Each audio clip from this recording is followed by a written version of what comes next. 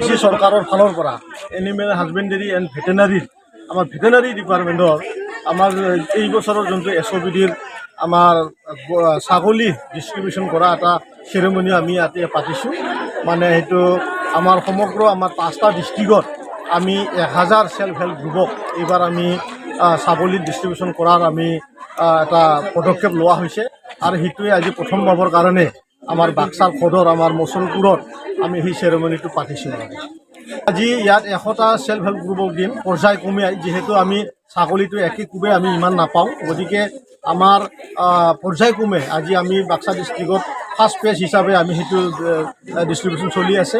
নেক্সটটো চিৰাং ডিষ্ট্ৰিক্টত হ'ব। ঠিক তেনেকৈ প্ৰত্যেকটা ডিষ্ট্ৰিক্টত সময় মিলাই বাৰ মিলাই আমি এই কাৰ্যসূচী কৰিম। কৈছোঁ যে পৰৱৰ্তীকাল সময়ত আমি আমাৰ ভেটেনাৰী ডিপাৰ্টমেণ্টৰ পৰা আমি গড মিছন এটা লঞ্চ কৰা হৈছে। গড মিছনটো এতিয়ালৈকে আমি ডিষ্ট্ৰিবিউশ্যন মানে এতিয়ালৈকে ফাংচনিং হোৱা নাই। অহা ডিচেম্বৰৰ 15 তাৰিখ বা 20 তাৰিখলৈ গড মিছনৰ ফাংচনিং ষ্টাৰ্ট হৈ যাব।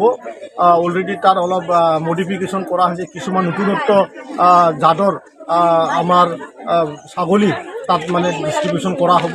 মানে উদ্দেশ্য এটাই যে আমাৰ অঞ্চলত থকা আমাৰ আই মাতৃসকলক, আমাৰ বাইদেউসকলক যাতে আমাৰ গৰীব শ্ৰেণীত বাস কৰা যি বাইদেউসকল আছে সিহঁতে যাতে ছাগলীটো যিহেতু ইনভেষ্ট কৰিব নোৱাৰে, এটা ছাগলীৰ দাম 2000 3000 সৰু হ'লেও, গতিকে সেই 2-3 হাজাৰ টকা পাৰ্চেছ মানে যিহেতু টকা নাথাকে পাৰ্চেছ কৰি পেলাই যিহেতু ইনভেষ্ট কৰিব নোৱাৰে, তাৰ কাৰণে সেই ব্যক্তিসকলক সেই বাইদেউসকলক আমি আমাৰ চৰকাৰৰ পৰা ইনভেষ্ট কৰি পেলাই আৰ্থিকভাৱে স্বাৱলম্বী কৰাৰ আমি ব্যৱস্থা কৰিছোঁ। আমাৰ BTCৰ আমাৰ CM ডাঙৰীয়াৰ নিৰ্দেশ মৰ্মে অলৰেডি গড মিছন অলৰেডি মই কৈছোঁ ডিচেম্বৰৰ আমাৰ লাষ্ট ফালেদি আমাৰ 4-5টা ডিষ্ট্ৰিক্টত 5টা গড ফাৰ্ম চলিব। প্ৰত্যেকটা ডিষ্ট্ৰিক্টতে অলৰেডি চাৰ্কল অফিচাৰবিলাকক মাটিৰ এল'কেশ্যন দিয়াৰ কাৰণে অৰ্ডাৰ কৰা হৈছে আৰু সেইটো কাম তীব্ৰ গতিত চলি আছে।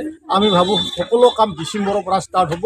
প্ৰত্যেকটা অকল কুমৰিকাটা বুলি নহয়, চিৰাং, কোকৰাঝাৰ, ওদালগুৰি আৰু বাক্সা, তামোলপুৰ, সেই 5টা ডিষ্ট্ৰিক্টতে গড ফাৰ্ম চলিব। এটা গড ফাৰ্মৰ আমাৰ পষ্টিং আছে 3 crore 15 lakhs কৰি। ধন্যবাদ।